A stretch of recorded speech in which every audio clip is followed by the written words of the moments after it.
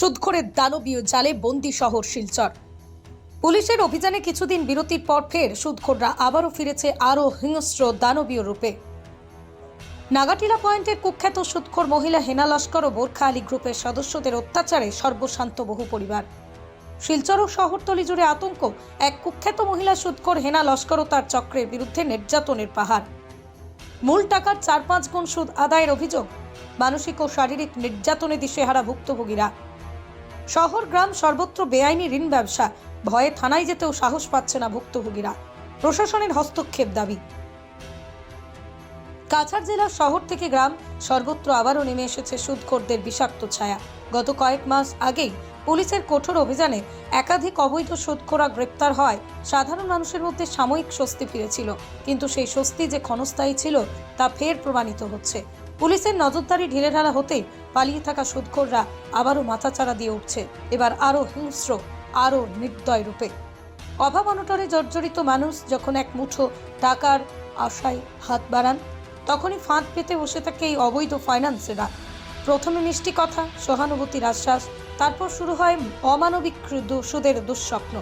এক ভুক্তভোগী মহিলার অভিযোগ, 4 বছর ধরে নিয়মিত সুদ শোধ করেও মূল টাকা একটুও কমেনি, বরং সুদের অঙ্ক বেড়েই চলেছে। দিনমজুর ও দৈনিক আয়ের উপর নির্ভরশীল পরিবারগুলোর অবস্থা আরও করুন। অস্বাভাবিক সুদে টাকা নেওয়ার সময় জামানত হিসেবে কেড়ে নেওয়া হয় আধার কার্ড, ব্যাংক চেক, এমনকি বাড়ির দলিল পর্যন্ত। নির্দিষ্ট সময়ে টাকা দিতে না পারলেই শুরু হয় অপমান, হুমকি, মানসিক শারীরিক নির্যাতন, অনেক ক্ষেত্রেই প্রকাশ্যে। শিলচর সোনাই রোডের নাগাটিলা পয়েন্ট এলাকায় আতঙ্কের প্রতিশব্দ হয়ে উঠেছে এক মহিলা সুদখোর হেনা লস্কর, যার সঙ্গে রয়েছে বোরখা আলী গ্রুপের সদস্যরা। এমনটাই অভিযোগ এলাকাবাসীর।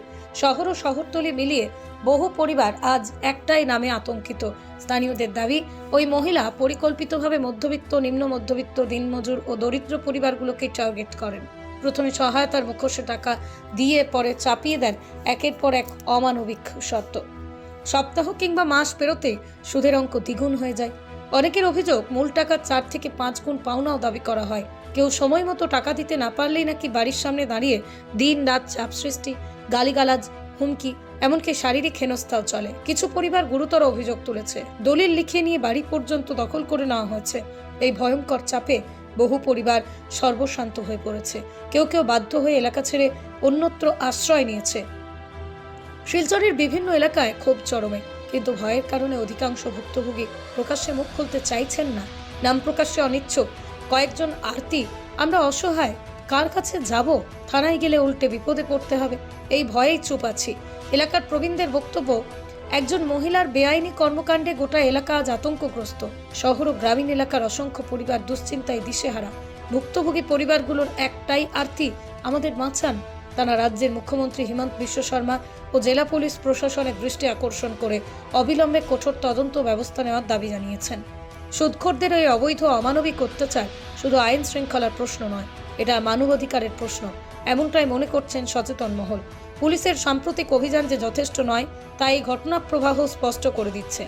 এই সুদখোর চক্রের নির্মম বাস্তবতা, অভিযোগের গভীরতা, নেপথ্যের আরও চাঞ্চল্যকর তথ্য জানতে চোখ রাখুন পরবর্তী প্রতিবেদনে। গুজবে নয়, খবরে থাকুন বরাক বাণী ডিজিটালের পর্দায়।